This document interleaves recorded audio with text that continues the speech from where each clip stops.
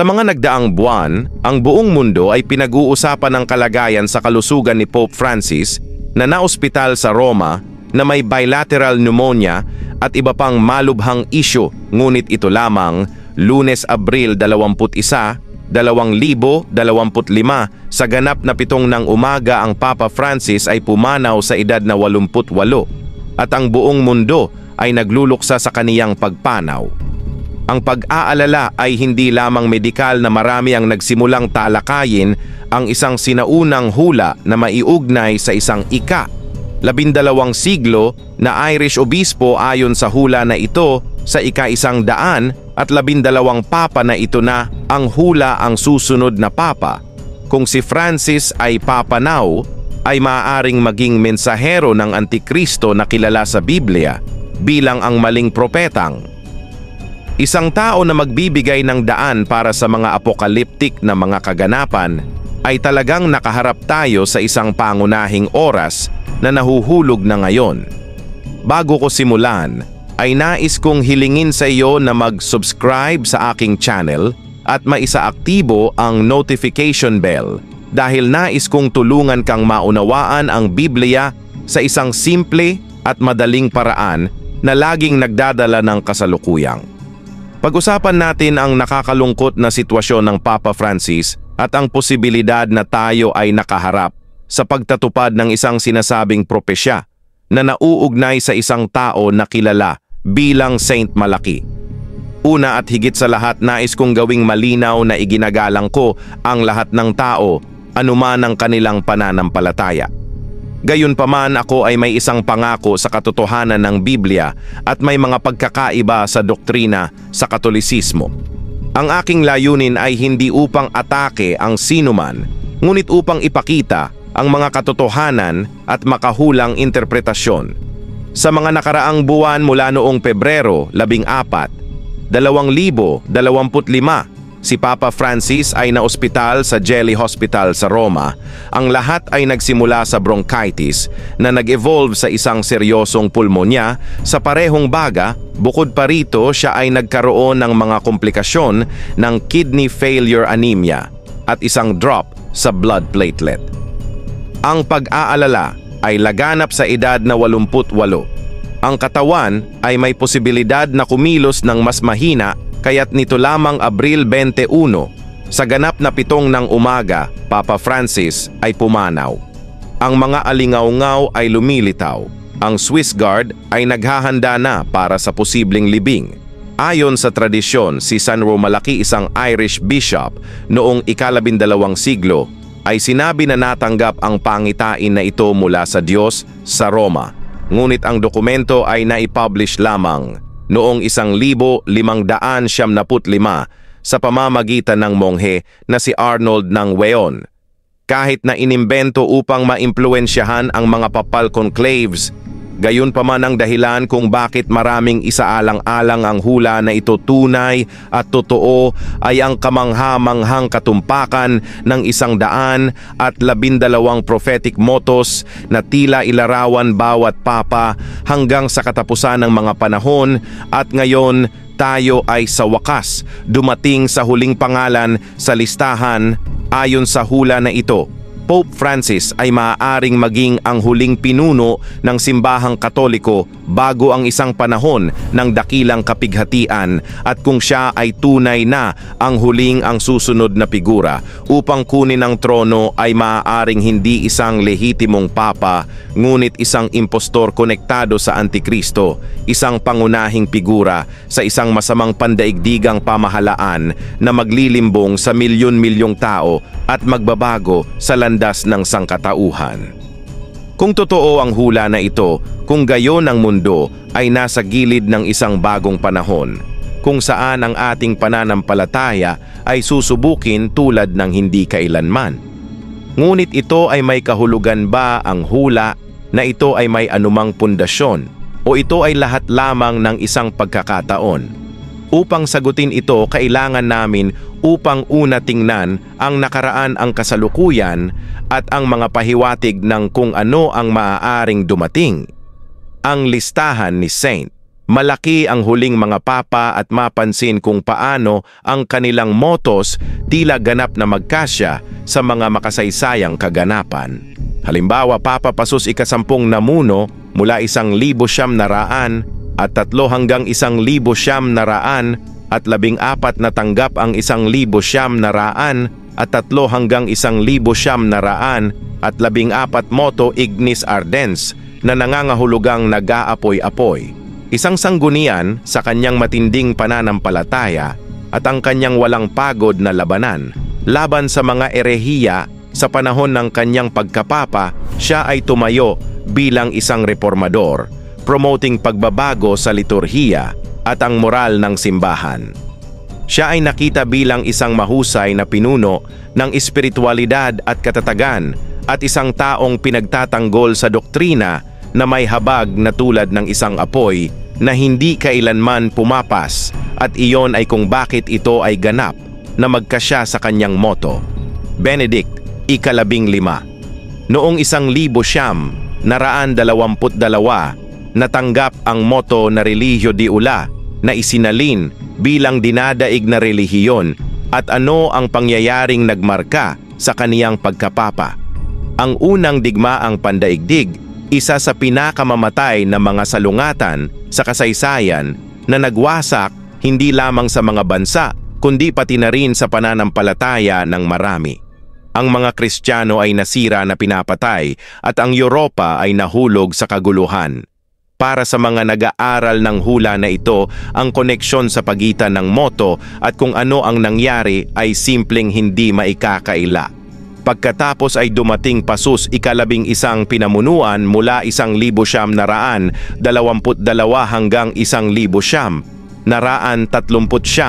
sa ilalim ng moto ng Fides Intrepida na nangangahulugang fearless faith. Ang kanyang pagkapapa ay nagkasama sa pagtaas ng mga rehimeng fasismo at nasismo na nagdala ng mga pag-uusig sa relihiyon censorship at karahasan sa kabila ng mga banta. Pinananatili niya ang isang matigas na paninindigan laban sa mga ideolohiyang ito na pampublikong kinokondena ang mga pang-aabuso ng mga totalitaryong rehimen. Kasunod niya Pasus ika-12 kinuha ang trono mula 1,939 hanggang 1,783. Ang taong 1,958 ang moto ay Pastor Angelicus o Angelic Pastor. Sa panahon ng World War II, siya ay nahaharap sa isang napakalaking dilema kung paano protektahan mga Kristiyano nang hindi pinagsasapanganib ang simbahan. Ang ilan ay nagsasabi na siya ay isang tahimik na pinuno na tinulungan ang mga refugee sa lihim. Ang iba ay nag-aangkin na siya ay dapat na mas matapang. Ang katotohanan ay na ang kanyang pagkapapa ay minarkahan ng digmaan at kawalan ng katiyakan. Tulad ng isang pastor, sinusubukan upang gabayan ang kanyang kawan sa gitna ng kaguluhan. Pagkatapos Carnegie, ang ika-23 namuno mula 1,958 hanggang 1,963 na may moto, pastor at navigator, at kung ano ang ginawa niya ay pangunahing reforma sa simbahan. Gabay ito tulad ng isang kapitan pagmamaneho ng isang barko sa pamamagitan ng mga magulong tubig, eksaktong bilang ang kanyang moto. Pagkatapos sa kanya ay dumating Pope Paul sa pagitan 1,963 at 1,778 na nagdadala ng moto na Flos Florum o bulaklak ng mga bulaklak, at tingnan ang kakaibang detalye na ito na sumisimbolo ng kalinisan at debosyon. Pagkatapos ay dumating si John Paul I noong 1,978 na ang moto ay Deedat Lunay o ng kalahating buwan, at dito ang mga coincidences ay nagiging mas kakaiba. Ang papa na ito naghari lamang ng 33 araw, namatay sa isang napakamisteryosong paraan, at babalain ko sa iyo ang kanyang halalan at kamatayan coincided eksaktong sa mga yugto ng kalahating buwan. At sino ang sumunod sa kanya ay si John Paul II, isa sa mga pinakamaimpluwensyang papa sa kasaysayan mula 1978 hanggang 2005. Ang kanyang motto ay Desolores na nangangahulugang mula sa gawain ng araw, hindi ka panipaniwala sapat siya ay ipinanganak sa isang araw ng isang solar eclipse. Kung iyon ay hindi sapat, siya ay namatay sa panahon ng isa pang bahagyang eclipse. Higit sa lahat ang kanyang misyon bilang Papa ay upang ipamahagi ang pananampalataya sa buong mundo tulad ng isang araw na sumisikat para sa lahat ng mga bansa. Pagkatapos ay dumating Benedict XVI mula sa 2005. Sa ilalim ng the motto Gloria Olivi o Glory, ng olibo ang olibo ay ang simbolo ng ang order ng saint. Benedict at bagaman ay hindi isang direktang miyembro ng ang order ang kanyang pangalan at pagbuo ay mahigpit na nakaugnay ito, ngunit ang pinaka-nakakagulat na bagay tungkol sa kanyang pagkapapa ay ang kanyang pagbitiw, isang bagay na lubhang bihirang sa kasaysayan ng simbahan na ginawa. Marami naniniwala na tayo ay papasok sa huling yugto ng propesya at pagkatapos ng lahat ng mga palatandaan. Sa buong kasaysayan tayo ay dumating sa pangwakas na pangalan sa listahan si Papa Francis. Kung ang hula ay tama, siya ay hindi lamang tapusin ang paghalili, ngunit din buksan ang mga pintuan sa isang walang katulad na panahon ng kapighatian sa mundo. At dito ay ang pinakanakakaabalang detalyado. Ayon sa hula, ang huling Papa ay isang lalaking tinatawag na Pedro, ang Romanong Papa Francis. Bagaman Argentine, may mga ugat na Italiano at pinili ang pangalan Francis ng IC na ang pangalan sa bautismo ay kasama ang Petro na nangangahulugang Pedro, at iyon ay bakit marami ang naniniwala na pagkatapos ni Francis pumanaw, ang susunod na Papa ay ang dakilang manglilimbong, ang ikawalong hari na binanggit sa Apocalypse Kabanata 17 na ay ang huwad na propeta na maghahanda sa sanlibutan para sa Antikristo. Ngayon pagkatapos ay nananatiling isang ang tanong, ay ang lahat ng ito ay isang pagkakataon lamang o isang babala ng kung ano ang malapit ng mangyari. Mga kapatid, ang Vatican ay nakakaranas na ng isang napakamagulo na oras na may mga krisis, mga iskandalo at mga pagkakabaha-bahagi. Si Francis ay isang kontrobersyal na papa na minamahal ng ilan, at tinatanggihan ng iba. Siya ay nagiging lalong mahina at marami ang naniniwala na ang kanyang pag-alis mula sa entablado ng mundo ay magiging sanhi ng isang bagay na malaki. Mas malaki kahit na Pastor Daniel Marol, dinagtagal bago ang kaniyang kamatayan, ay nagsalita tungkol sa teorya ng 8 hari ng Apocalypse 17 na nagmumungkahi na ang susunod na papa ay kukuha ng papel na iyon.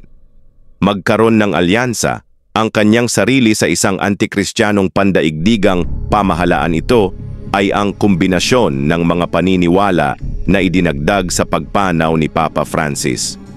Tayo ay nakatuon sa kung ano ang maaaring mangyari sa mga susunod na linggo o buwan. Mga kapatid, anuman ang nangyayari, ang tunay na pag-asa ng mga Kristiyano ay hindi sa mga papa, kundi kay Kristo. Ang mundo ay maaaring magbago, ang mga hula ay maaaring matupad, ngunit ang ating tunay na pananampalataya kay Jesus bilang ang tanging Panginoon at tagapagligtas ay hindi kailanman mapuksa. Ngayon, pagkatapos ng lahat ng ito, maaari ka pa ring magtaka. Ngunit ano ang garantiya? Si Pope Francis ay ang huli. Mga kapatid, ito ay isang lehitimong katanungan. Pagkatapos ng lahat sa buong kasaysayan, ilang beses na ba ang katapusan ng mga panahon? Inihula at walang nangyari para sa mga naniniwala sa hula ni Saint Malachy. May 3 malinaw na palatandaan na tumuturo kay Francis na ang huling papa bago ang dakilang tribulation. Ang una ay ang koneksyon sa pangalan ni Pedro, tulad ng nabanggit ko. Bago, ayon sa hula, ang huling papa ay tatawagin Peter ang Roman, at Francis ay hindi magkaroon ng pangalan na iyon ng direkta, ngunit ang kanyang pangalan ay inspirasyon ni San Francisco ng IC na ang baptismal na pangalan ay Giovanni Dietro, na nangangahulugang Pedro. Bukod dito, ang kanyang pamilya ay may mga Italianong pinagmulan na nagpapatibay sa kanyang koneksyon sa Roma. Ang ikalawang punto ay ang mga dakilang kapighatian na minarkahan ang kanyang pagkapapa mula nang siya ay tumanggap ng katungkulan. Si Papa Francis ay nahaharap sa mga panloob na krisis sa Vatican, mga iskandalo ng pang-aabuso, mga tensyon sa pagitan ng konserbatibo at progresibong mga pakpak at isang patuloy na polarized world. Marami sa kanyang mga desisyon ay tinanong at siya ay naging isa sa mga pinakakontrobersyal na mga papa sa modernong kasaysayan. Para sa mga nagpapakahulugan ang propesya, mas simbolikong ito ay maaaring kumakatawan sa pagkawasak ng lungsod ng Seven Hills na ay isang pagbagsak ng tradisyonal na awtoridad ng simbahan at may kaugnayan sa propesiya. Ngunit ang ikatlo at ang kawili-wiling tanda ay nauugnay sa pagbitiw ni Benedict XV. Ang ikalabing-anim ay isang siglong tradisyon ng Katoliko, pinanindigan na ang isang papa ay dapat na manatili sa pwesto hanggang sa kamatayan. Gayunpaman si Benedicto V, ika-anim na ay sinira ang panuntunan na ito na nagbukas ng daan para sa pag-akyat ni Francis. Para sa marami, ang pagbitiw na ito ay hindi lamang isang hiwalay na kilos, ngunit isang bagay ay nagbabago ng radikal sa hierarchy ng simbahan. Marami ang naniniwala na ang paglipat na ito ay naghanda ng daan para sa huling papa sa listahan at pagkatapos niya para sa isang bagay na mas malaki at madilim.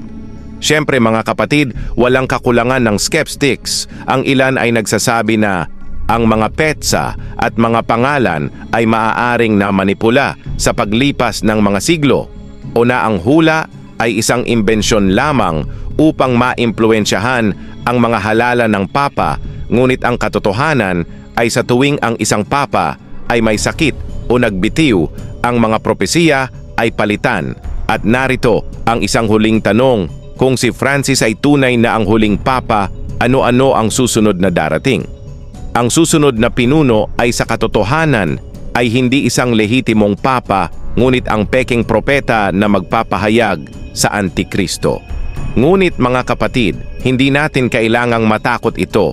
Kailangan nating magtiwala sa Panginoon, ilagay ang ating pananampalataya sa Kanya, at huwag matakot kung ano ang darating.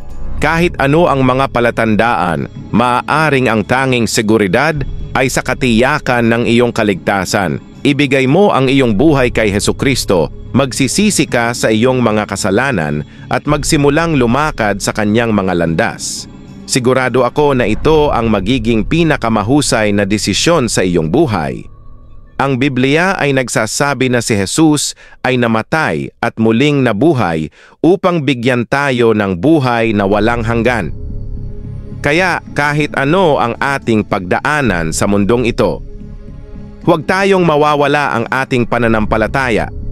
Kung nagustuhan ang video na ito, ibahagi ito sa iyong mga kaibigan at pamilya. Iwan ang iyong komento at mag-subscribe sa aking channel. God bless you. Makikita kita sa susunod na video. Isang malaking yakap